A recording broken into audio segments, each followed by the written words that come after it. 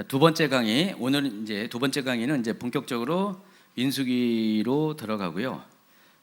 민수기 1장을 다뤄드리도록 하겠습니다. 아까 말씀드린 것처럼 민수기는 이스라엘 민족이 가나안 땅으로 향해 출발하기 앞서서 아직 시내 광야를 떠나기 전에 약 20일 동안 그 기간 동안에 그 행군 준비를 하는 내용들이 이제 기록이 되어 있습니다. 그 1장부터 9장 14절까지가 그 내용들이 기록이 되어 있는데 그 내용 중에서 첫 번째가 인구 조사를 하는 장면입니다. 민수기 1장 1절 읽어주세요. 이스라엘 자손이 애굽 땅에서 나온 후 둘째 달 첫째 날에 여호와께서 시내 광야 회막에서 모세에게 말씀하여 이르시되. 인구 조사는 기억하세요. 1445년 2월 1일 날 시내 광야에서 있었다. 두 번째 인구 조사는 언제 있었다고요? 뒤에 나오는데 1406년에 있었다. 어디서? 모압 광야에서 있었다. 두 가지를 구분하시기 바랍니다. 이때가 이스라엘 민족이 이집트를 떠나온 지 만 1년 하고도 15일이 지난 후이고 성막이 세워진 지 1개월 후의 일입니다. 자, 인구조사의 방법이 2절부터 4절까지 나와 있습니다. 읽어주세요.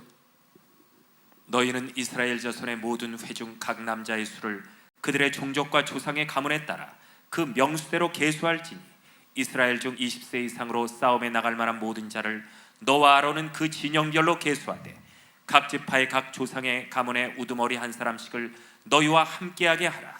여기 보시면은 인구조사 방식이 이렇게 정리가 될 수 있어요. 인구조사의 대상은 오직 남자만. 그리고 방식은 12지파별로 합니다. 12지파별로 하고, 그리고 지파 안에서도 종족이 따로 있어요. 시족이 따로 있습니다. 그리고 시족 안에서도 각 개별 가문이 있어요. 좀 아까 제가 말씀드렸죠. 이스라엘 민족이 지금 4대 만에 지금 출애굽을 합니다. 그러니까 430년 전에는 4대 전에는 어땠었어요?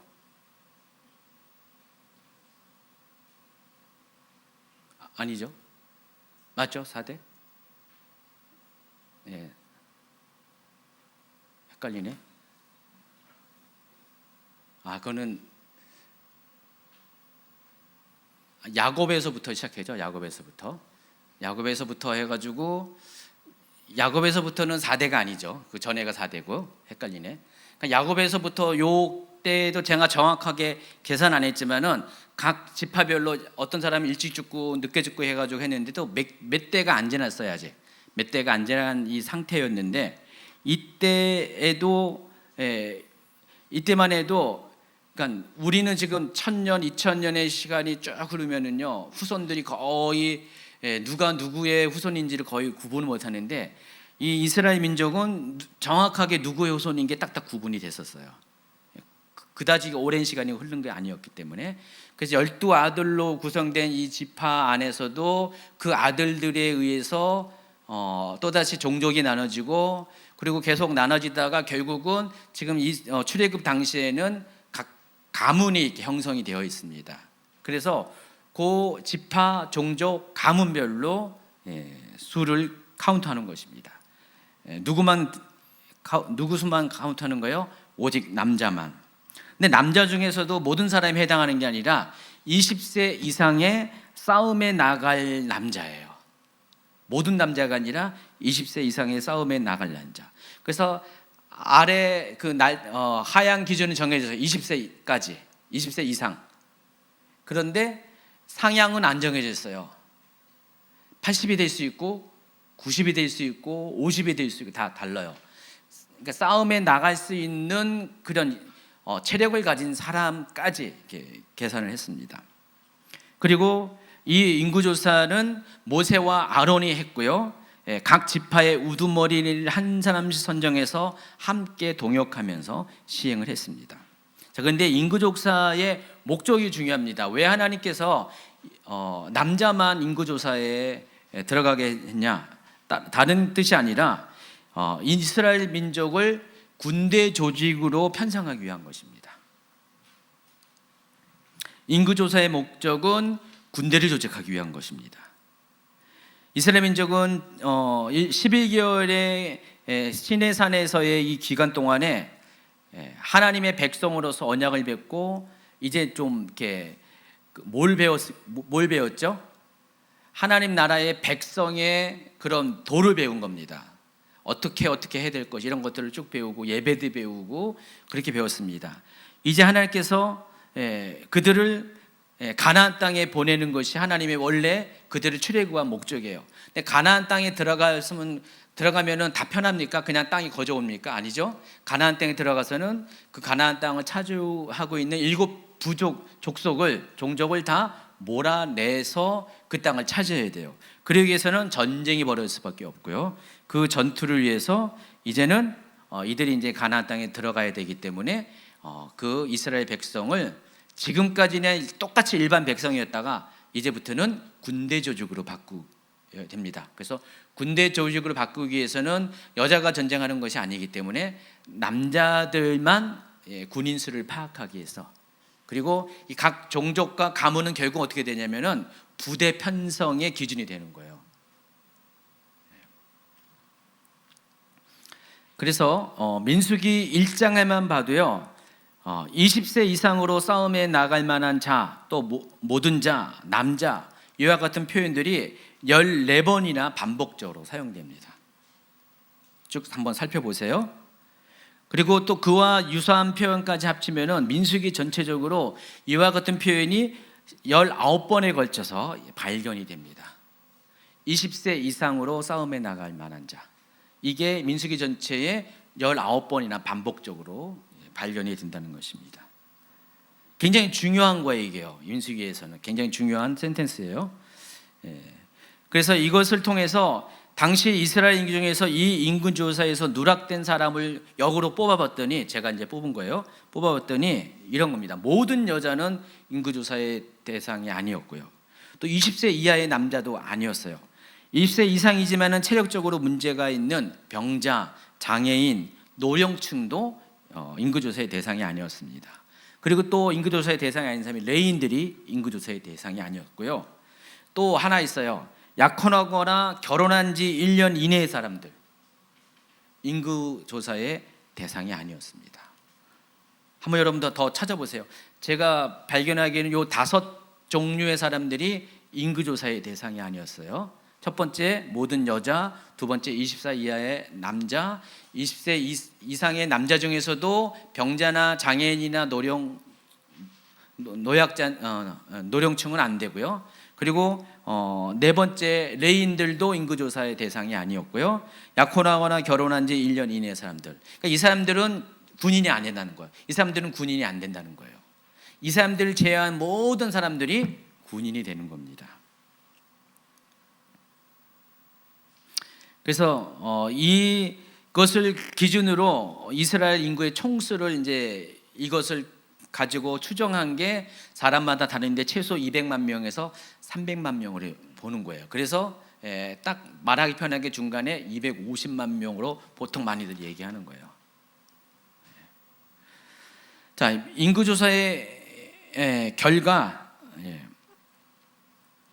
모두 몇 명이 개수가 되냐면은, 여러분 강의 한 21페이지 하단부터 22페이지 상단까지 나오는데, 각 지파별로 르우벤 지파는 46,500명, 시므온은 59,300명, 갓 지파는 45,650명, 쭉쭉 나가가지고 납달리 지파가 53,400명이에요. 그래서 총 이들을 합친 게 60만 3,550명입니다. 아까 말한 5종류의 사람들을 제외한 20세 이상으로 싸움에 나갈 만한 사람들을 다 합쳐보았더니 60만 3,550명입니다. 그런데 여러분, 위에 보면은요, 강의한 위에 보면은 민수기 1장 18절 19절 한번 읽어주세요. 둘째 달 첫째 날에 온 회중을 모으니 그들이 각 종족과 조상의 가문에 따라 20세 이상인 남자의 이름을 자기 계통별로 신고하며 여호와께서 모세에게 명령하신 대로 그가 시내 광야에서 그들을 계수하였더라. 인구조사가 딱 하루만 걸렸어요. 여러분 60만 명을 하루 동안 어떻게 그 인구조사를 가능할까요, 여러분? 지금도 인구조사를 우리 5년에 한 번씩 하는데 몇 달이 걸리는데 가능할까요? 상식적으로 가능할까요? 가능하지 못할까요? 거의 불가능한 것 같죠. 근데 성경에 보니까 인구조사를 하루 동안에 다 끝내버리는 거예요. 어떻게 이것이 가능하냐? 실은 여기에 비밀이 있습니다. 출애굽기 30장 12절 그리고 38장 24, 25, 26을 보면은 어떤 내용이 기록되어 있냐면은 이 출애굽기 내용은 어디서 있을 때 기록한 내용이죠? 역사죠? 시내 광야에 있을 때요. 시내 광야에 있을 때입니다. 시내 광야에 있을 때 하나님께서 생명의 속전을 드리라고 명령을 했습니다. 근데 그 생명의 속전을 드리는 사람의 대상이 출애굽기 38장 26절에 보니까 20세 이상이에요. 또 남자. 그래서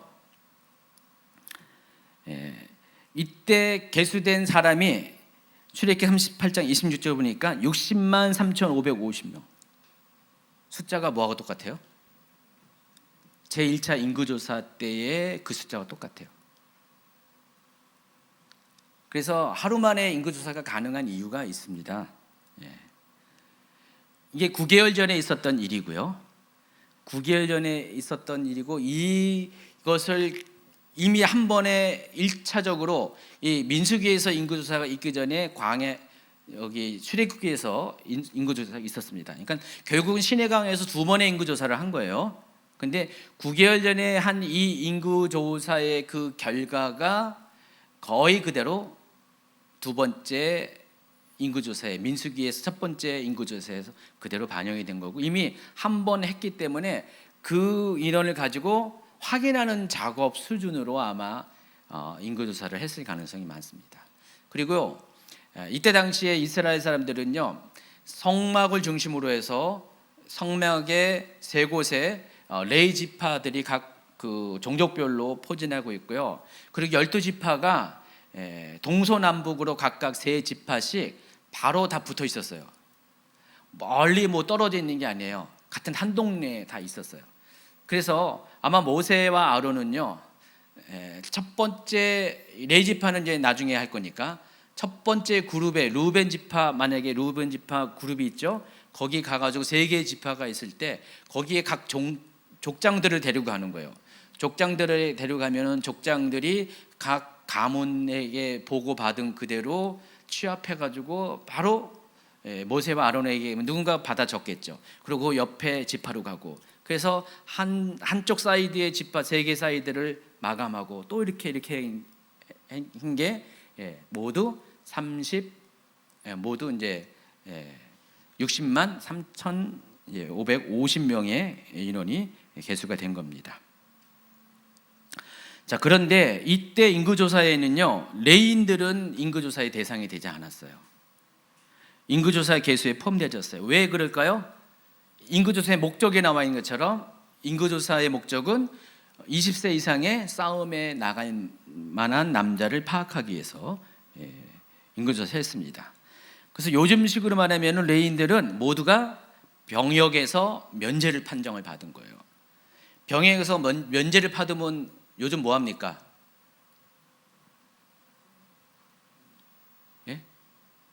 병역 이게 현역으로 못 가면 요즘 뭐예요? 공익근무 하잖아요. 레위인들은 그래서 공익근무를 합니다. 요즘식으로 이렇게 여러분 이해하기 편하면은 현역으로 못 간 레위인들은 현역으로 못 간 게 아니라 하나님이 안 보낸 거죠. 대신 더 중요한 일이 있었기 때문에 공익 봉사를 하게 되는데 그게 바로 성막을 섬기게 하는 겁니다. 성막에서 봉사하게 하는 것. 그래서 레위인들을 대상으로 한 인구조사가 별도로 나옵니다. 민수기 3장과 4장에 다음 주에 다뤄드릴 겁니다. 3장과 4장에 두 번에 걸쳐서 레인들만을 위한 인구조사 기록이 나오는데 두 번에 걸쳐서 인구조사를 합니다. 첫 번째 인구조사의 기준은요, 민수기 3장 15절에 나와 있어요.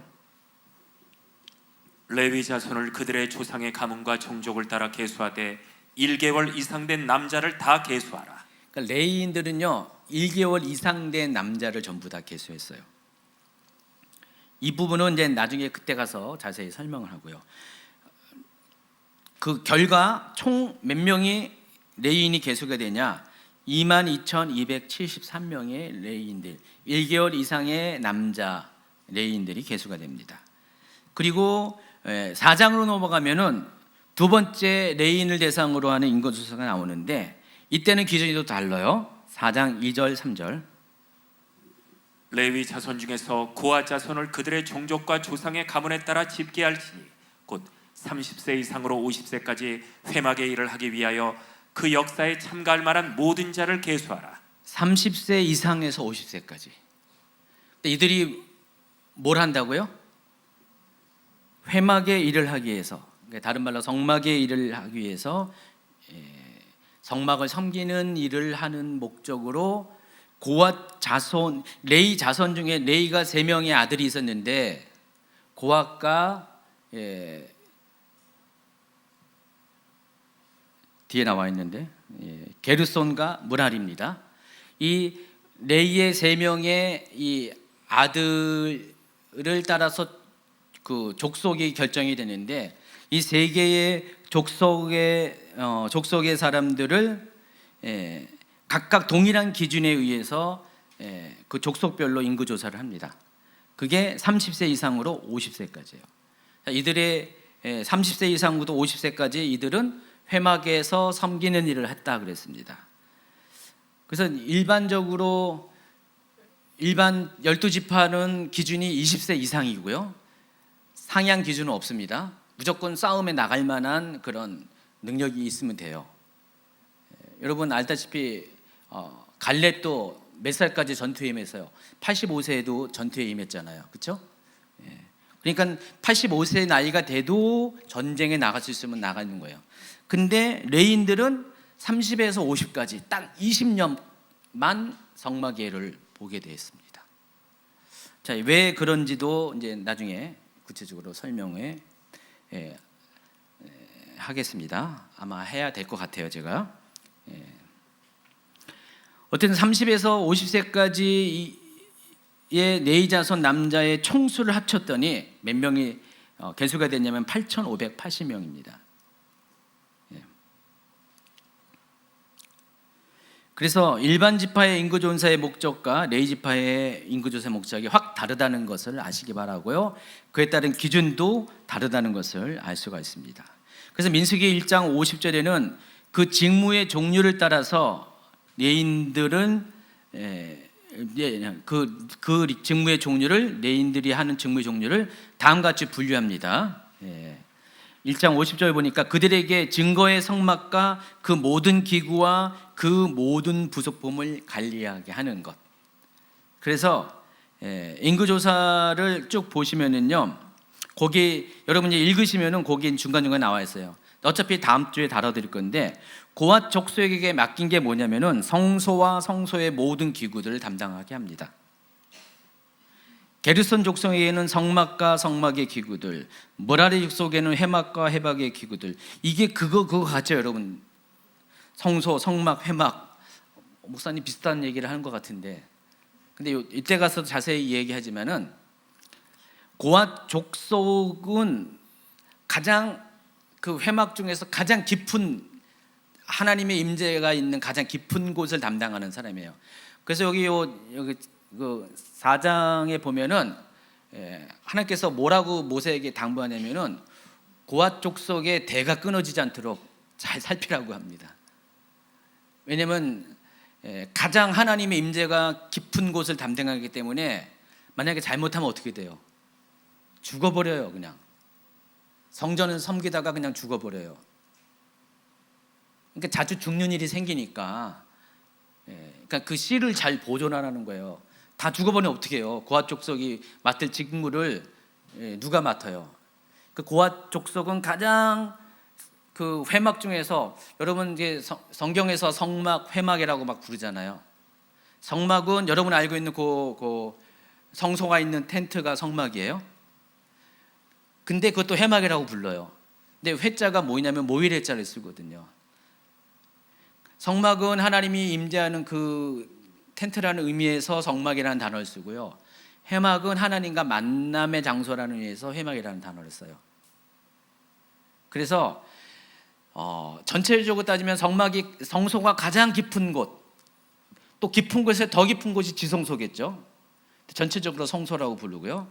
그리고 성막은 그 성소가 이제 가장 센터라면 그 바깥에 있는 경계, 뜰 같은 경우, 이런 것들이 이제 거기 포함해가지고 성막이라고 부르고요. 물론 안에 있는 성소를 포함해서 성막이라고 부르고요.